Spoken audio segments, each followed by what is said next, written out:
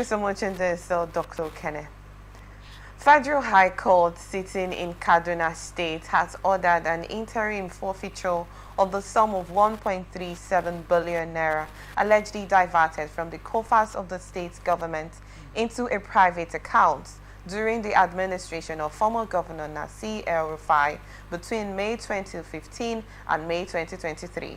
The money allegedly diverted into an account belonging to Indo Kaduna Mats JV Nigeria Limited was part of the funds released for a botched light rail project in the state during the past administration.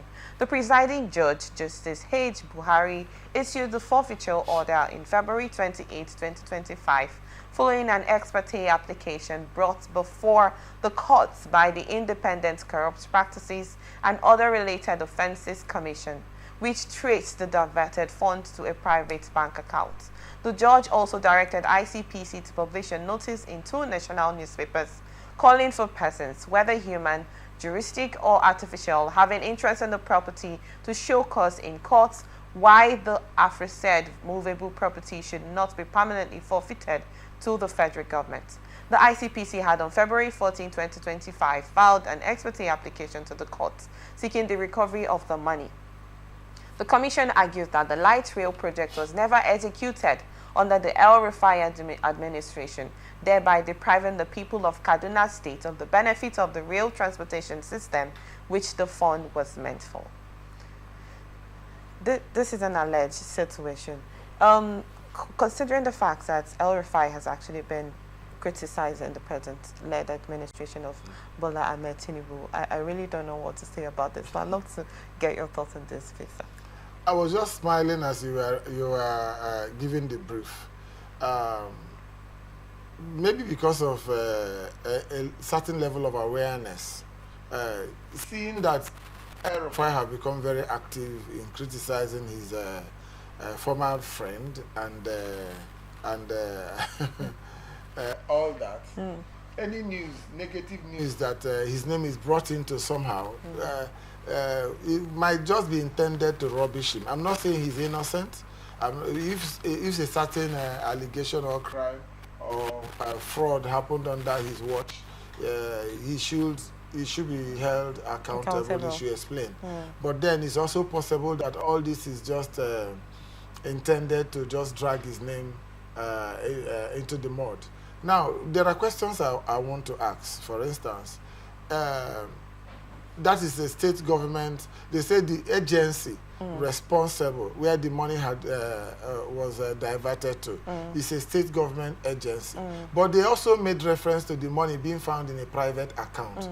Is that private account personal account, or is that the account of the agency? Now, there is the advertisement that anybody that has a claim to the money should come and show reason why the money should not be forfeited to the federal government. If you have traced an account, a money to an account, that account has an account owner. Whether it is an agency or a private individual.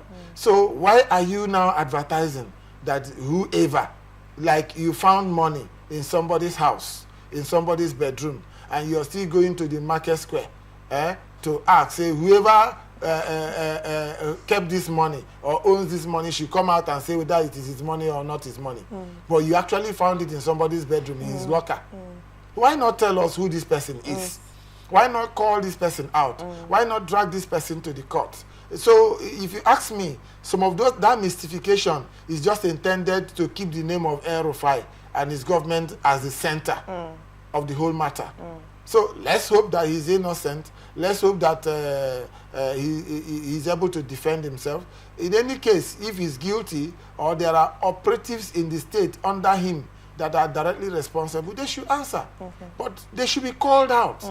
Somebody is heading that agency, was heading that agency when he was there. That person should be called out. And then if the money is already in an account, that account has an owner. They should just call it, instead of just mystifying everything and saying it happened under the government of El-Rufai. That is insufficient to pin him down. And considering the fact that El-Rufai tenure was in 2015. Up till now, nothing was actually said over it until the whole criticism scenario that's been going on. And with his friend, he's still his friend, if we may say that. Political associate and friend. If we may say that. Is there supposed to be a reasoning that when you see something you want to complain of, no matter your relationship with the person, particularly in politics, you're not supposed to say out your mind? Because we know that there's been that backlash going on for a while now. El-Rufai coming out always to, make his criticism against this present administration. At the time where anybody decides to speak up, there's a dust that's swept out over the person's lifestyle or whatever the person has done. There's just been series of cases that, that can be related to that incident. If an individual sees something going on in a particular situation, or like the present administration, is it a wrong thing to speak up? Or at the time when you decide to speak up, that's when your past mistakes will be dragged out? Is that supposed to be what politics is all about? And I want to ask, in this incident, do we say it's also politically orchestrated? Let me start from the last one. For now, we can't tell if it is politically orchestrated. Okay. It is possible, but we cannot tell conclusively. Yes. Until the investigations are properly concluded. They are in court now, so let's see what the whole process is about. For now, we are just engaging in some form of conjecture because all the details are not before us. As to whether it is normal or whether it is part of politics, yes, it is part of politics. People have their interests, and those interests can sometimes coincide with the aspirations of society. Sometimes those interests can also go against the aspirations of society. Now, where the interests coincide with the aspirations of society, we are happy. We celebrate it. Where they go against the interests of society and they become too parochial, too personal, whether for a particular individual or groups, then it becomes something that we frown at. But everything that is happening is normal in politics. People work together, and at some points they can also decide to fall apart, or fall apart because their interests no longer agree or something like that. But we need more of informed, credible opposition to government, because that is one thing that keeps government alive to its responsibilities. True. In any system where everybody just concurs, yes, even the government that has the ultimate or good intention for the society can become very easily derailed. So we need that. We need that.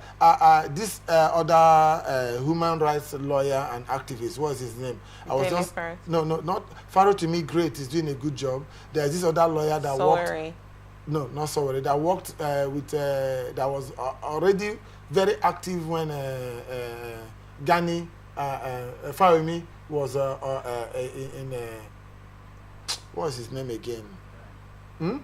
So we need lawyers like that. We need activists. We need more of the El-Rufais. We need to hear the voice more of people like of Rotimi Amechi. We need all the, and it's even better when these people are members of the APC, not just the opposition. Let people come out when they see things going wrong, so that the government will do the right thing. The society needs it.